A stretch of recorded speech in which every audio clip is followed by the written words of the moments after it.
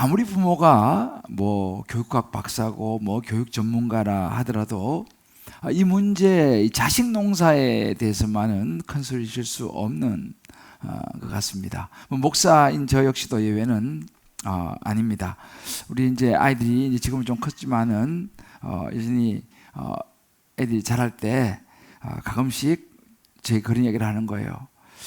솔직히 자신이 없다는 거예요. 어떻게 애들을 키워야 될지를 잘 모르겠다. 뭐 이런 이야기를 이제 할 때면 목사로서 저도 상당히 난감할 그런 때가 있습니다. 그때 이제 기도하는 거죠. 저도 뭐라고 제가 대답해 줘야 될지를 모르기 때문이죠. 하나님 옆에 하나님 우리 자녀를 어떻게 양육해야 됩니까? 라는 물음을 저 역시도 이제 자녀들을 키우면서 많이 던졌고, 또 특별히 이제 오늘 우리 1년에 한 번 드리는 이런 세움 예배를 준비하면서도 동일한 질문을 하나님 옆에 던지면서 말씀을 묵상했습니다. 어떻게 우리 자녀들을 양육해야지 잘 양육할 수 있을까? 오늘도 이 말씀 가운데 저와 여러분들 모든 우리 부모, 또 우리 모든 자녀된 우리 모두, 또 우리 모든 젊은이들, 이 다음 세대를 세우는 이 일, 또 양육하는 모든 일들을 위하여 오늘 말씀을 통하여 하나님께서 각자 가운데, 또 온라인에 들어오신 모든 분들 가운데 하나님의 지혜를 성령님을 통하여 주시기를 주님의 이름으로 축복합니다. 유럽에 이렇게 각 명소에 가면 만날 수 있는 사람이 있어요. 뭐 거의 대부분 그렇습니다. 이 유명한 명소, 런던은 그 레스터 스퀘어라고 중심부에 있습니다. 거기 가면 또 파리의 그 몽마르트 언덕을 가면 또 있고요. 뭐 하이델베르그라든지 유명한 곳에 가면 항상 등장하는 것이 뭐냐면 바로 이 지금 그림에 나오는 이 얼굴을 그려주는 사람입니다. 제가 이제 런던에서 공부하면서 목회할 때 우리 교회도 그런 자매가 있었어요. 미술 전공했는데 이 자매는 알바로 주말이면 항상 시내 나가서 이제 그 관광객들이 워낙 많이 오잖아요. 그림을 그려주는 거, 얼굴. 근데 이제 보통 보니까 얼마 정도 받냐 물어보니까 당시 한 10파운드에서 한 15파운드, 어디서 한 20파운드. 그러니까 우리 돈으로 한 3만 원 정도, 한 2, 3만 원 정도 이제 받는다 그래요. 이제 한번 그려주는데. 그런데 똑같은 이 그림인데요. 얼굴을 그려주는 건데, 이 우리 지금 현재 세계에서 가장 비싼 그림, 여러분 얼마인지 아세요? 이 가장 현재가 비싼 그림은 2017년도에 뉴욕의 경매에서 낙찰됐는데, 레오나르도 다빈치의 이 살바토르 문디라고 하는 원래 원어 제목인데요, 예수님의 초상화입니다. 이게 5,050억 원 낙찰됐어요. 누가 그리느냐? 뭐 그 캔버스는 뭐 크게 차이는 없을지 모르겠습니다만 누가 그리냐에 따라 가지고 몇만 원짜리 그림일 수도 있고 5,050억 원짜리 그림이 될 수도 있다. 저는 그런 생각을 해봅니다. 우리 자녀의 인생도 이와 같지 않느냐라는 거죠. 우리 자녀의 인생에 그 캔버스에 누가 그림을 그리느냐에 따라 가지고 우리 자녀의 가치가 달라질 수 있다 이 말이죠. 누가 그림을 그리느냐. 그래서 저는 우리 자녀 정말 가치 있는 자녀로 우리가 잘 양육하고 세워나가려면 일반적으로 그냥 사람이 어떤 그림을 그린다든지 부모 생각에 따라 그림을 그리는 게 아니라 창조주 하나님이 우리 자녀의 마음에 그림을 그린다면 이 값어치는 계산이 안 된다는 거죠. 자, 그러면 하나님이 이 창조주 하나님 우리 자녀의 마음에 이제 그림을 그리도록 이제 해야 하는데 그 도구는 누구냐라는 거예요. 누굽니까? 부모라는 거죠. 하나님은 부모라고 하는 붓을 통해서 이제 우리 자녀의 마음에, 그들의 인생에 그림을 그리시기를 원하신다는 거예요. 다만 부모가 그 역할을 얼마만큼 하느냐, 이것은 또 다른 문제이죠. 자, 그렇다면 하나님이 그림을 그리시게 해야 되는데 누구를 통해서? 부모를 통해서요. 부모를 통해서 하나님이 그리시는 그림은 어떤 그림인가? 이 부분을 제가 오늘 이 창세기 말씀을 통해서 좀 한번 살펴보려고 합니다. 자, 그 첫 번째 하나님이 그리시는 그림은 뭐냐면 정체성입니다. 자신의 존재 가치. 우리 자녀들이 자신의 존재 가치를 알아야 한다는 사실이죠. 여러분, 보통 이제 저는 뭐 미술을 뭐 전혀 잘 모릅니다만은 그림을 보면 그 작가를 알죠. 아, 이 그림은 그 유명한 그 작가의 그림이구나. 우리가 그 사람의 그 그린 스타일과 여러 가지 그 미술도 그런 학파들이 있지 않습니까? 유명한 자화상을 많이 그린 고흐, 그 작품 보면 아, 이 사람 고흐가 그린 작품이구나. 우리 아는 거죠. 뭐 정원이나 이런 그림을 많이, 아, 이거 모네가 그린 그림이구나. 뭐 이상하게 뭐 이게 추상화, 피카소구나. 우리는 그 그림을 보면요, 아, 이건 누가 그렸구나 안다는 거예요. 이게 뭐예요? 그 사람의 정체성입니다. 아, 이 화가는 이런 그림을 그리지. 이 화가는 주로 이런 꽃의 그림을 그리는 화가지. 자, 그러면 세상 사람들이 저와 여러분을 볼 때, 우리 자녀를 볼 때에 아, 이 애는 하나님이 그렸구나. 아, 이 애 마음에는 하나님이 계시는구나. 이걸 알 수 있어야 한다는 사실이죠. 왜? 하나님이 그림을 그리면 사람들이 볼 때 그림을 알아보듯이 알아볼 수 있어야 한다는 거죠. 우리를 볼 때도 아, 이분은 뭔가 좀 다르네. 이 사람은 하나님, 예수 믿는가 봐 라고 하는 정체성이 보인다는 사실입니다. 그러기 위해서는 자기 자신도 그런 정체성을 가지고 있어야 되죠. 그래서 원래 창세기 4장 1절을 보게 되면요, 이 아담이 이제 에덴 동산에서 쫓겨나서 나와서 처음으로 애를 놓습니다. 이 가인을 낳고 아담이 이렇게 말합니다. 내가 여호와로 말미암아 덕남하였다, 이렇게 얘기해요. 무슨 이야기입니까? 하나님이 태음을 여셔서 태어난 이 아이는 하나님이 주신 아이다, 하나님의 선물이다라고 하는 고백을 합니다. 이게 이제 이 자녀의 정체성인 거죠. 아, 하나님이 주신 자녀다. 그래서 시편 127편 3절에 뭐 이런 구절이 있어요. 보라, 자식은 여호와의 기업이다. 태 열매는 상급이다. 이것이 이 자녀들이 화사통에 가득한 자는 복이 있다, 이렇게 이야기하지 않습니까? 그러니까 우리가 보통 이 자녀를 향해서 우리의 보는 눈이 중요해요. 아우, 애물단지, 그냥 아우, 그냥 이게 아니라 야, 너는 하나님이 주신 복덩어리야. 이게 정체성입니다. 우리가 그렇게 그 자녀를 향해서 그렇게 보면 그 자녀는 정체성이 하나님이 주신 복덩어리가 되는 거고, 또 그것을 자녀가 그걸 알게 되면 아, 내가 하나님께서 나를 향한 계획을 가지고 이 땅에 태어나게 하셨구나, 정체성을 가지게 되는 거죠.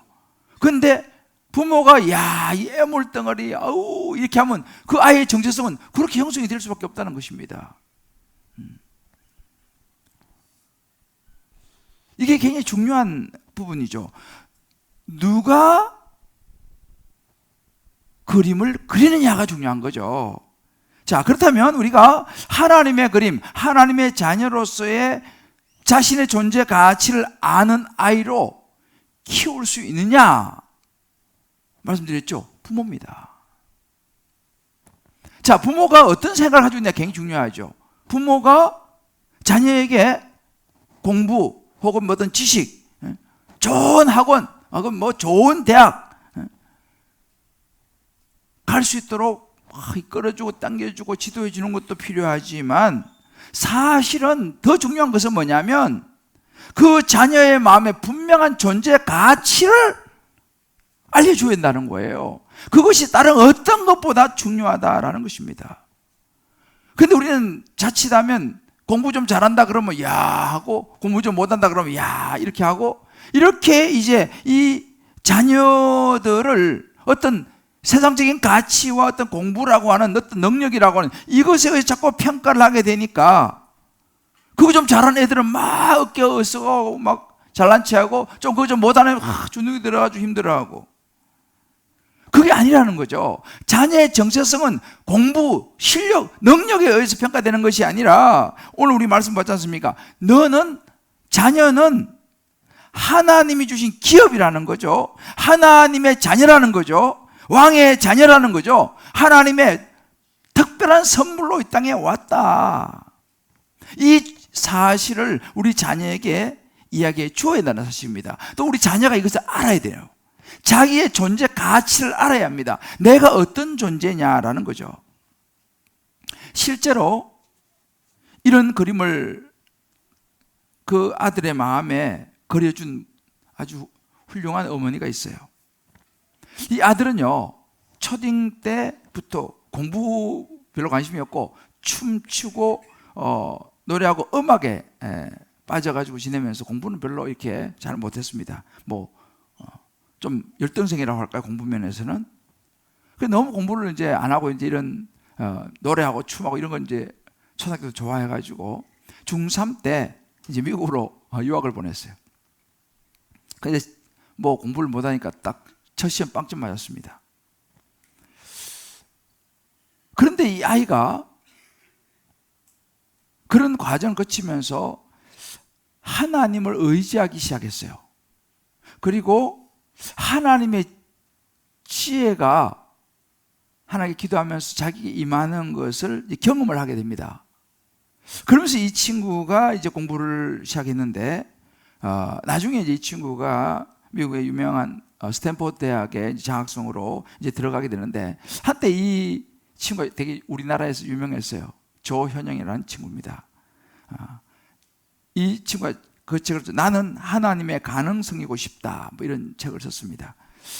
근데 이제 그 책에 보면 열등생에서 그런 그 스탠포드 장학생이 되기까지의 그 과정을 쭉 이제, 그리고 멋진 청년으로 이제 자라나면서 그의 마음을 지켜준 부분에 대해서 이제 이런 이야기를 합니다. 그 엄마가 이렇게 하겠다는 거죠. 현영아, 너는 엄마가 기도로 낳은 아이란다. 그래서 너는 특별해. 엄마가 하나님께 받은 기도의 응답이니까. 이렇게 자주 이야기했다는 거예요, 자기한테. 틈만 나면 이렇게 이야기하면서 엄마는 나에게 어린 시절부터 내가 얼마나 귀한 사람인지를 말해 주셨다. 하나님이 허락하시고 택하신 아들, 그리고 엄마의 기도로 태어난 사람이 나라는 거, 그렇게 태어난 내가, 그럼 이런 얘기가 있어요. 하나님께 택함 받은 자라는 사실은 힘든 일을 겪을 때뿐 아니라 삶을 살아가는 매 순간마다 큰 힘이 되었다. 이렇게 고백했어요.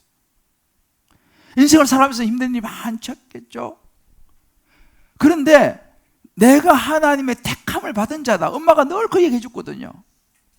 너는 엄마가 기도해서 낳은 아이야. 넌 특별한 아이야. 너는 하나님의 택함을 받은 자야.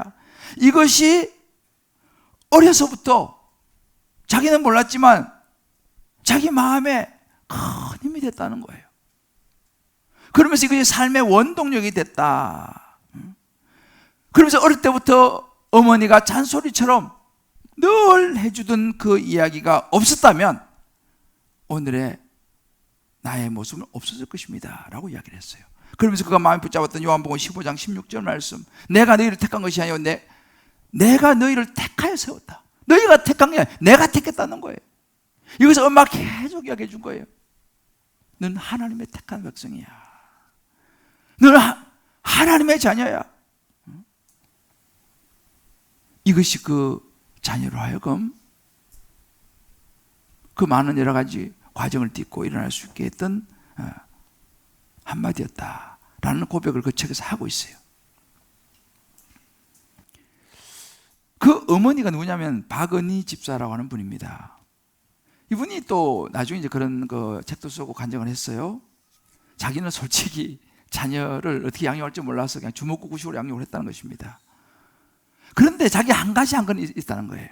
뭐냐면 이제 그분이 쓴 책에 이제 그런 이야기를 해요. 청지기로서의 자신의 자리를 지켰다는 거예요. 하나님께 맡겼다는 거예요. 왜냐면 자기가 어떻게 할지를 잘 몰라가지고 하나님께 맡겼다는 거예요. 그리고 이렇게 얘기합니다. 당신의 자녀를 하나님께 전적으로 맡기세요. 그러면 하나님께서 그 아이의 삶을 최고로 인도하실 겁니다. 부족한 엄마를 대신해서 하나님께서 그분이 하실 수 있는 최고의 비법으로 그분의 자녀를 양육하실 것입니다. 이렇게 얘기해요. 그럼 자기가 한 건 뭐냐? 그저 청직이니까 자기는 그저 사랑해주고 그저 열심히 기도해주고 자기 할 수 있는 섬김을 다 했다. 그 이야기를 하더라고요. 우리 각자 한번 적용해 볼 필요가 있습니다. 나는 자녀가 나의 소원대로 살아가야 하는 소유물로 생각하느냐? 내 아이니까, 내가 하는 자식이니까 내가 원하는 대로는 살아야 돼 라고 하는 나의 소유물로 생각하느냐, 아니면 하나님의 뜻 가운데 태어나서 그분의 자녀로 그분이 이끌어 가실 것에 대한 믿음이 우리에게 있느냐라는 거예요. 내가 자녀에 대해서 그리는 그림,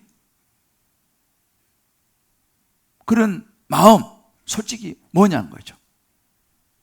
나는 하나님의 그림을 그리고 있느냐, 나는 내 그림을 자꾸만 그리려고 하느냐, 내 자녀에게. 이 부분을 한번 우리가 생각해보고 여러분 달방에서 한번 나눠보시길 바라요. 중요한 부분입니다. 누구의 소유냐는 거죠. 누구 생각대로 키우려고 하는 거냐, 자녀를 말이죠. 하나님이 그리는 그림, 아니면 내가 그리는 그림이냐. 두 번째로 부모를 통해서 하나님이 그리시는 그림은 자녀의 신분에 맞는 삶의 규칙입니다. 어떤 삶의 규칙을 그 아이의 마음에 그려주느냐라는 것이죠. 제가 한 재미있는 기사를 본 적이 있습니다. 스웨덴의 왕이 계승 1위인 빅토리아 공주하고 다니엘이라고 하는 평범한 헬스 트레이너예요. 이 사람은요, 약혼을 발표했어요. 근데 거기에는 뒷이야기가 우여곡절이 많았어요. 이제 이 왕이 이제 여왕으로 등극할 이 공주와 결혼하기 위해서 평범한 헬스 트레이너가 7년 동안 그 남편이 되기 위해서 왕실의 모든 교육을 다 받았다는 거예요. 그리고 마침내 허락을 받고 약혼 발표를 했다라는 기사입니다. 7년 동안. 여러분, 우리 인생도 마찬가지죠. 우리가 하나님의 자녀라는 그런 하나님의 자녀의 신분으로 인정을 받으면서 살아가기 위해서는 우리는 하나님의 법을 배워야 해요. 하나님이 말씀하신 삶의 방식을 배워야 됩니다. 이거 두 번째 그림입니다. 세상 사람이 아까 말씀드렸죠. 보면 저 사람은 쟤는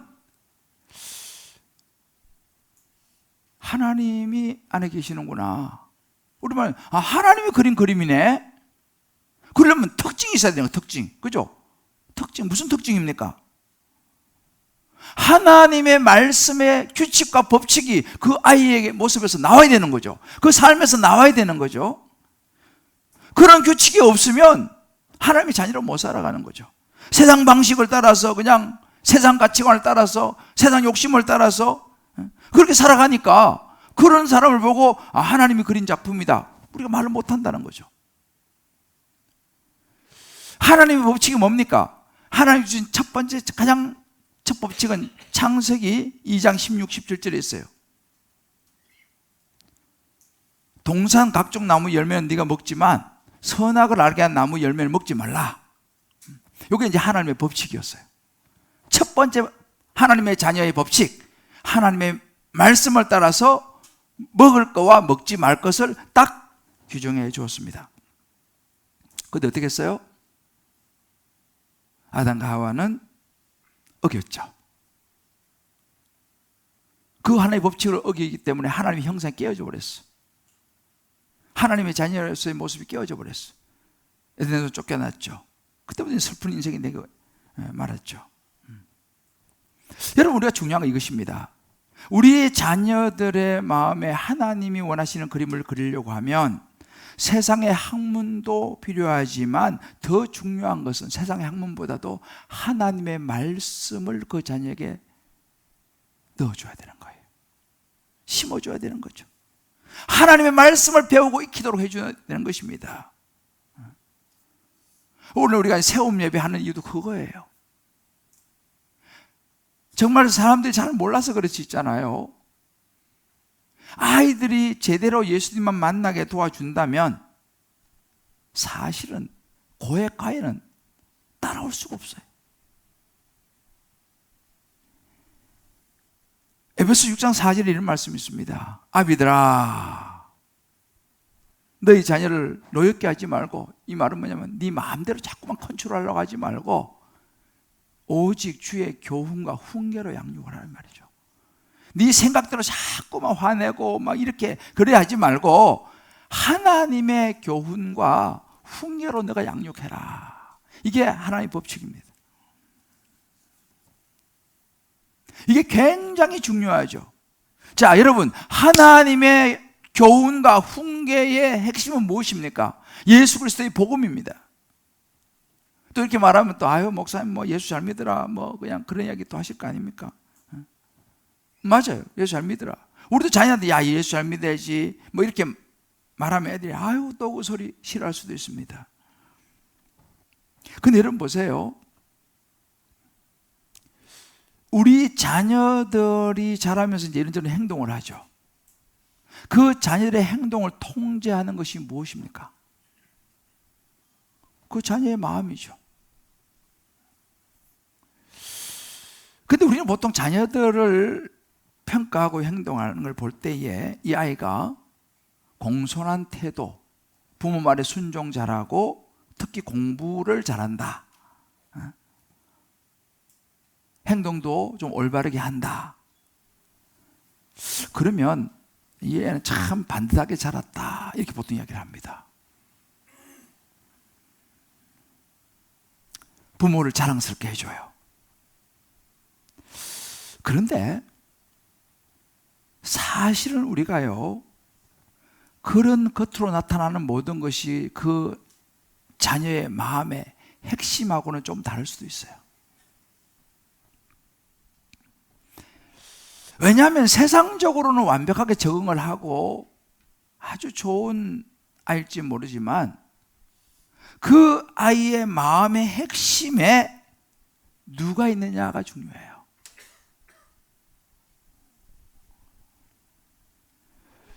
그 아이가 힘이 들 때, 그 아이가 난관에 부딪혔을 때, 그 아이가 어떤 자기 생각과 어긋나고 점점점 자라면서 자기의 생각이 커져갈 때 그 아이의 중심에 뭐가 있냐는 굉장히 중요합니다.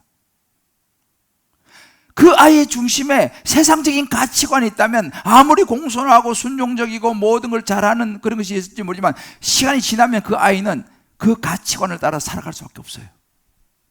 어느 날 부모에게 충격을 줄 수 있어요. 어느 날 갑자기 부모의 말을 거역하는 것입니다. 어느 날 갑자기 이상한 다른 자기의 생각대로 행동하는 거예요. 그때 부모의 충격을 받죠. 야, 왜 그러니?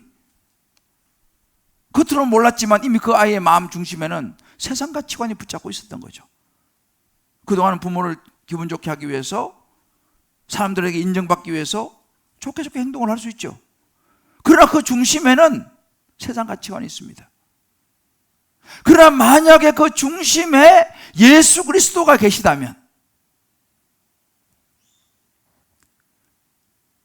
내가 얼마나 약한 존재이고 내가 얼마나 죄인지를 깨닫게 해주고 나의 죄를 십자가에 죽으시고 부활하신 예수 그리스도, 그분이 우리 자녀의 마음에 확실하게 딱 자리 잡고 있다면 비록 그 자녀가 잠시는 흔들릴 수도 있고 세상에서 살다가 잠시 헷갈릴 수도 있고 때로는 또 죄에 넘어질 수, 유혹에 넘어질 수도 있지만 그 중심에 예수가 확실히 딱 그려져 있다면 그 아이는 다시 일어날 수 있을 줄을 믿습니다. 시간이 지날수록 그 아이는 성숙해질 거예요. 왜? 말씀이 그 아이를 컨트롤하니까. 그 중요한 것은 뭐냐면 우리 자녀의 마음 중심에 예수가 그려져 있느냐, 이것을 우리가 날마다 부모로서 확인해야 되고, 그 아이의 마음에 하나님께서 아담과 하와에게 가죽옷을 입혀주셔서 그의 죄를 용서해 주시고 회복시키신 것처럼 그 아이의 마음에 정말 예수로 말미암아 회복, 탄력성, 회복할 수 있는 힘이 있느냐 이 말이에요. 아까 얘기했죠. 조현영 그 아들이 그게 있었던 거죠.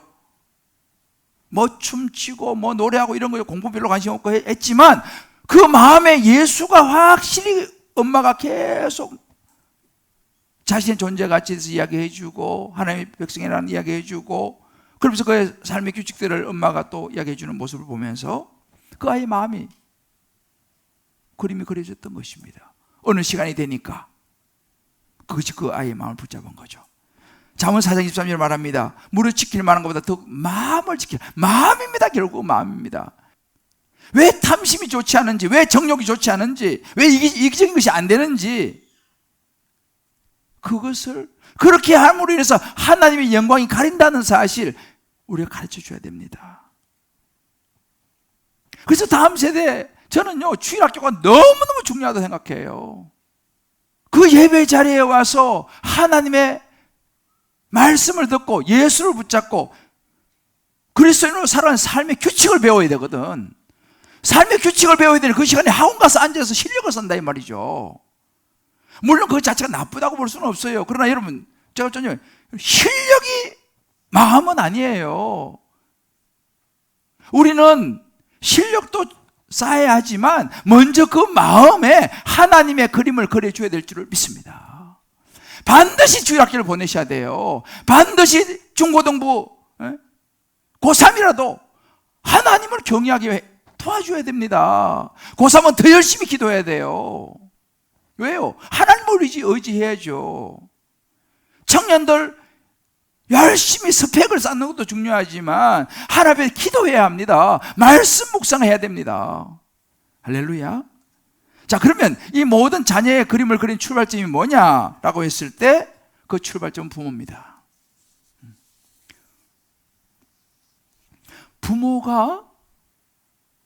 부모는 자녀는요 하나님을 눈으로 볼 수 없기 때문에 그 하나님을 믿고 의지하는 부모를 통해서 하나님을 보게 돼요. 그 말은 부모가 먼저 하나님의 법칙을 따라 살아가느냐가 중요한 거죠. 부모가 주일 예배를 잘 드리냐, 부모가 마음을 다해서 주일이 되면 정성껏 준비해서 교회 가서 정성껏 예배를 드리고 오느냐, 이거 애들이 다 봅니다. 아니면 집에 앉아가지고 죄송하지만 반바지 입고 그냥 예배 드리다가 그냥 텔레비로 온라인 보다가, 물론 오해는 하지만 온라인 듣는 분이 다 그렇다는 이야기는 아닙니다. 그러나 그럴 가능성이 없진 않아요. 왜? 예배 드리다가 물 먹으러 갔다 오고 뭐 화장실 갔다 오고 또 갔다 오면 카톡 보고 그렇게 예배 드리는 모습을 자녀들이 본다고 생각해 보세요. 그 자녀들이 그 하나님을 경외하겠습니까? 예배는 뭐 저런 식으로 그냥 왔다 갔다 하면서 그냥 대충 드리고 뭐 오늘 바쁘니까 그냥 나중에 유튜브 보지 뭐. 자, 이런 모습을 자녀가 본다고 하면 자녀들의 마음에 하나님의 경외함, 하나님의 법칙들이 세워지겠냐 이 말이에요. 부모가 말씀을 보고 부모가 기도하는 모습, 부모가 정직한 모습, 부모가 성실한 모습, 부모가 믿음 생활하는 모습, 부모가 천국 소망 가지는 모습, 이거 여러분 그대로 자녀들이 다 봅니다. 자녀들은 그것을 보고 자기 마음에 하나님의 그림을 그려요. 잊지 마세요. 하나님은 부모를 통해서 자녀의 마음에 하나님의 그림을 그리기를 원하신다니까요. 그런 면에서 우리 부모는 너무 중요합니다. 이거는 제가 여러분들 잘 몰라요. 사실은 제가 여러분들하고 같이 살지 않기 때문에. 저는 여러분들 주일날 오시는 모습만 봅니다. 아, 참 아주 깔끔하게 해서 오시는구나. 아, 참 좋아 보이시는구나. 저는 이거밖에 몰라요. 그러나 솔직히 말해, 저도 여러분도 저 마찬가지죠. 제가 주일날 딱 해가지고 주일날 다 설교하고 딱 이렇게 하니까 여러분들도 와, 목사님, 와, 그거밖에 몰라요. 제가 집에서 어떻게 하고 우리 애들한테 어떻게 하고 저희 집사람한테 어떻게 하고 여러분 모르지 않습니까? 저도 여러분 몰라요. 그런데 우리 자녀들은 다 알아요. 왜? 같이 사니까. 아빠가 교회 가서는 뭐 해가지고 목사라고 해가지고 막 설교하고 이렇게 하지만 집에 오면 막 우리 아빠는 자녀들은 부모의 신앙의 모습을 보면서 하나님의 삶의 규칙을 배웁니다. 신명기 28장 1절에 이런 구절이 있습니다. 내가 내 하나님 여호와의 말씀을 삼가 듣고 내가 오늘 내게 명령하는 모든 명령을 지켜 행하면 내 하나님 여호와께서 너를 세계 모든 민족에 뛰어나게 하실 것이라. 우리가 하나님의 말씀을 잘 지켜 행하는 모습을 통해서 우리 자녀가 하나님의 법칙을 잘 지키면요, 하나님이 우리 자녀를 세계 민족에 뛰어나게 하실 것일 줄 믿으시길 바라요. 하나님의 약속이에요. 적용입니다. 나는 자녀들 앞에서 어떤 신앙의 모습을 보여주고 있는가? 나를 보면서 자녀들의 마음속에 어떤 그리스도인의 삶의 규칙을 배우고 있을까? 이걸 꼭 생각해야 됩니다. 예배, 섬김, 말씀 묵상 모든 우리 삶의 영역에서 자녀들은 우리를 통해서 하나님의 그림을 그린다는 사실. 마지막 세 번째는요, 인생의 분명한 목적입니다. 인생의 목적을 확실히 아는 것이 너무너무 중요해요. 오늘도 창세기 말씀 보면 26절에 셋도 아들 낳고 그 이름을 에노스라 이름을 지었습니다. 그때 사람이 비로소 여호와 이름을 불렀더라. 그런데 여기서 에노스라고 하는 이름은 죽을 수밖에 없는 존재라고 하는 의미를 가지고 있어요. 셋이 그걸 깨달은 거죠. 아들에게 죽을 수밖에 없는 존재라고 하는 의미의 이름을 붙여줬습니다. 사람이 깨닫게 된 거죠. 아, 인생은 어차피 죽을 수밖에 없는 존재다. 영원하지 않다. 이름을 에노스야 부를 때마다 이것을 생각하게 된 거죠. 그러니까 어떻게 합니까? 인생이 죽을 수밖에 없는 존재를 깨달으니까 누구를 의지하겠죠? 하나님을 의지하는 거죠. 하나님께 나아가는 거죠. 비로소 하나님의 이름을 불렀더라. 여러분, 우리가요, 우리 인생의 목적을 확실히 모르면요, 날마다 세상 쫓아다닙니다. 재밌는 거 쫓아다니고, 돈 쫓아다니고, 자기 당장 눈앞에 보이는 유익 쫓아다니고, 욕망 쫓아다니고. 셋은 이걸 깨달았어요. 죽을 수밖에 없는 존재. 그리고 하나님의 이름을 불렀어요. 우리는 그렇습니다. 내가 인생이 영원한 것이 아니라 나는 이 땅에 살다가 하나님 부르시면 가야 된다라고 하는 존재를 깊이 깨달을 때 우리는 우리 인생이 하나님을 의지하게 돼요. 인생의 우선순위가 정리가 됩니다. 왜? 내 인생의 목적이 내가 유한한 인생, 죽을 수밖에 없는 인생이라는 걸 다 알게 되면 하나님 앞에 겸손해질 수밖에 없어요. 이걸 모르면 그냥 자기가 잘난 거지, 뭐 영원히 천년만년 살 것처럼 그렇게 우리는 행동하고 삽니다. 에노스의 존재를 모를 때, 그러나 에노스의 존재, 죽을 수밖에 없는 존재를 알면요, 내가 남은 날이 얼마나 될까 모르지만 내가 주를 위해서 어떻게 살까, 주님 위해서 내가 무엇을 할까 생각한다는 사실이죠. 우리 자녀에게도 이것을 가르쳐야 합니다. 이 땅의 삶이 전부가 아니다. 우리 자녀에게 가르쳐야 되는 거예요.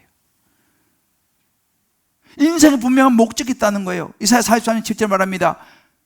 내 이름을 불리지 모든 자 곧 내가 내 영광을 위하여 창조한 자다. 우리는 하나님이요, 저와 여러분 우리 모든 자녀들을 하나님의 영광을 위해서 창조했다는 사실을 우리도 알고 우리 자녀에게도 가르쳐야 됩니다.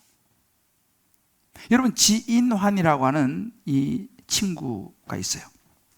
이 친구는 공부를 좀 잘하는 친구인데 SAT 만점 맞았습니다. 그래서 하버드에 전액장학금으로 들어간 친구인데, 이 친구도 그 책을 썼어요. 나는 하나님의 영광을 위하여 공부한다 라는 책을 썼어요.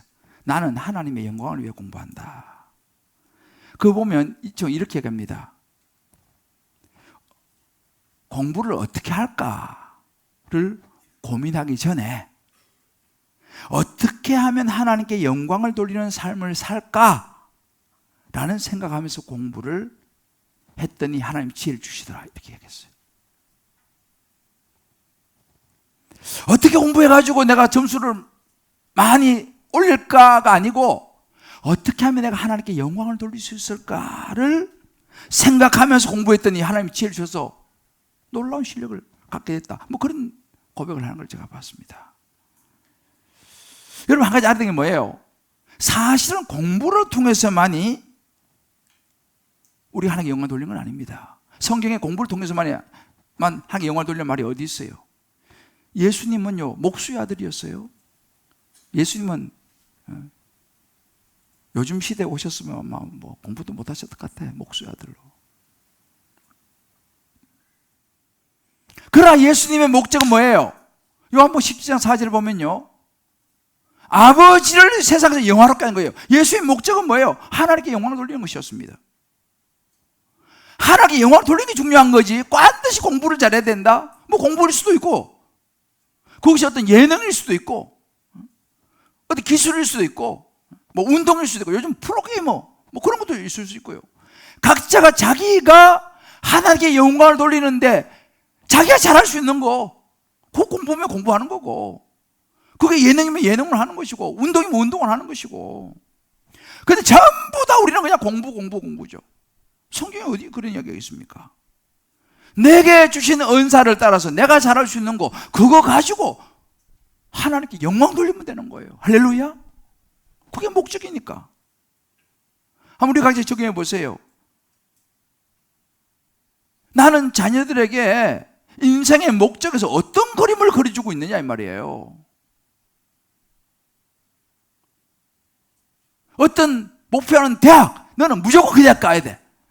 계속 그림을 갖다가 무슨 대학, 무슨 과, 그런 그림을 계속 우리는 자녀에게 그려주고 있지 않냐, 이 말이죠. 그래 강요하고 말이죠. 그렇다면 그 내 그림을 그리는 거죠. 그 자녀에게 인생의 목적, 하나님의 영광이라고 하는 그림을 그려줘야 될 줄 믿습니다. 왜? 우리는 하나님의 영광에서 창조된 진 존재라니까. 그렇다면 우리가 내가 지금 잘못 그림을 그리고 있는 부분이 없는지 한번 생각해 봐야 돼요. 여러분, 다락방에 가셨어요? 소그룹에서? 아니 혼자라도 앉아가지고 한번 생각해 보세요. 나는 내 자녀의 마음에 잘못된 그림을 내가 지금 그려주고 있는 부분이 없느냐라는 거죠. 그거 바로 잡아야 됩니다.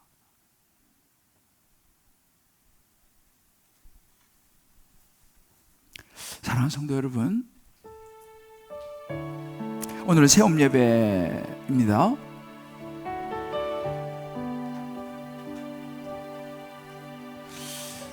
자녀는 우리에게 너무 소중한, 하나님 다음으로 소중한 선물이죠.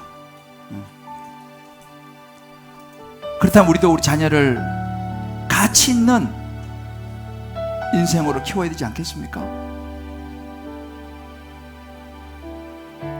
아유, 목사님처럼 뭐 이미 뭐 다 커버렸는데 어떡하죠?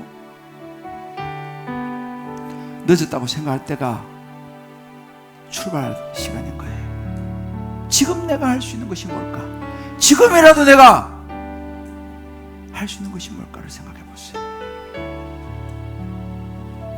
만약에 자녀가 아직도 어리다면 사실은 더 좋은 기회가 있는 거죠. 하나님이 그리시기를 원하시는 그림을 저와 여러분이 우리 자녀의 마음에 그릴 수 있게 되시기를 주의 이름으로 축복합니다. 그래야지 가치 있는 인생이 되는 거예요. 무엇보다 그 자녀의 마음에 예수님이 있는지를 확인하세요. 그리고 말씀 위의 삶의 기준을 부모인 우리가 보여줘야 됩니다. 옛날에는 나는 못하지만 너는 잘해라, 이런 말을 많이 했잖아요. 요즘 시대는 그런 시대가 아닙니다. 여러분들, 지금 MZ세대는요, 시대가 달라요. 생각이 달라요. 이제 이 2000년도 밀레니엄 시대는요, DNA가 달라요. 아빠는 못했지만 넌 잘해라, 이런 시대는 이젠 지나가고 부모가 본을 보여줘야 되는 시대에 왔습니다. 그렇다고 뭐 우리가 완전합니까? 저도 마찬가지. 제가 이렇게 설교한다고 그러면 저는 뭐 100% 완전하게 우리 자녀를 키웁니까? 아니에요. 이것이 저를 향한 설교고 저의 고민입니다. 그러나 말씀은 분명히 우리에게 가이드라인을 주고 있어요. 저도 이걸 보면서 제 자신을 돌아보는 거예요. 내가 여기서 내가 좀 제대로 해내지 못한 것이 어떤 것이 내게 있는가? 저도 생각해 보는 거죠. 이 세 가지 보면서 내 자녀의 마음에 하나님의 자녀라는 존재 가치를 날마다 심었느냐?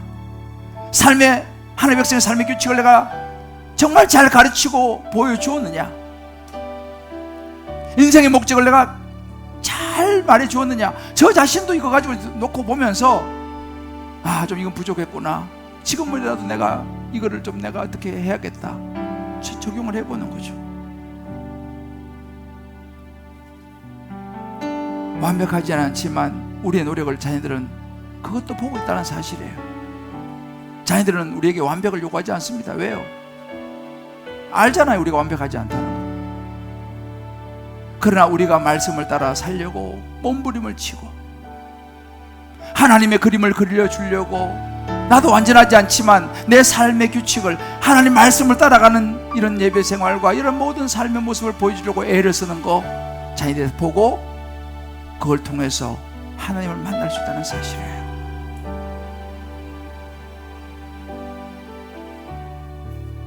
다시 한번 우리가 이 세움 예배를 통해서 이런 은혜가 임하시기를 주님의 이름으로 축복합니다. 그런 자녀로, 가치 있는 멋진 자녀로 세워낼 수 있게 되시기를 주님의 이름으로